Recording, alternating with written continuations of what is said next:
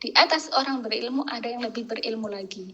Di atas orang yang berpengetahuan ada lagi yang berpengetahuan. Jadi kebaikan yang ketiga ini dari ujung kisah tadi itu. Ya, ketika waktu kecilnya Sulaim bin Ayyub Al-Razi rahimahullah itu seperti istilahnya belum berilmu kayak itu ya, gurunya yang lebih berilmu kayak gitu ya. Maka kemudian setelah dewasa, setelah belajar kayak gitu ya sekian waktu, akhirnya dia menjadi orang yang lebih berilmu daripada kemudian gurunya dulu yang mengajari itu ya. Nah, pesan seperti ini bahwasanya di atas orang berilmu itu ada yang lebih berilmu lagi, itu diterangkan dalam Quran surah Yusuf ayat 76. Di situ Allah Subhanahu wa taala berfirman, A'udzubillahi minasyaitonir rajim. Bismillahirrahmanirrahim.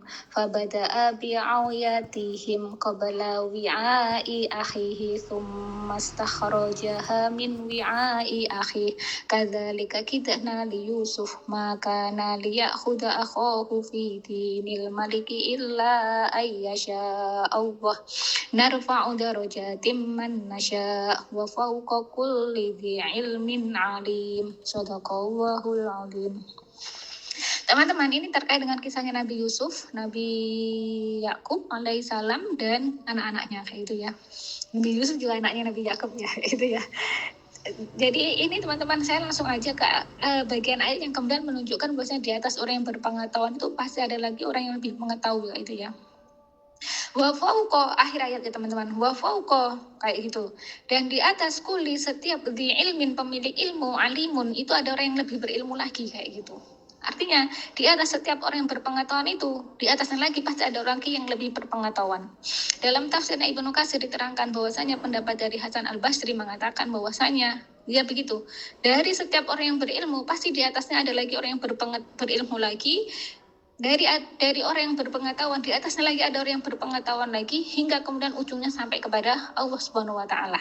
Sudah mantap kalau sudah pada Allah. Kenapa? Karena ilmu itu semuanya adalah miliknya Allah Subhanahu wa taala kayak gitu. Maka kemudian ya dengan ayat ini ya menunjukkan kita harus tawadu kayak gitu ya. Kalau kita memiliki ilmu sedikit, di atas kita pasti ada yang berpengetahuan lagi, berilmu lagi.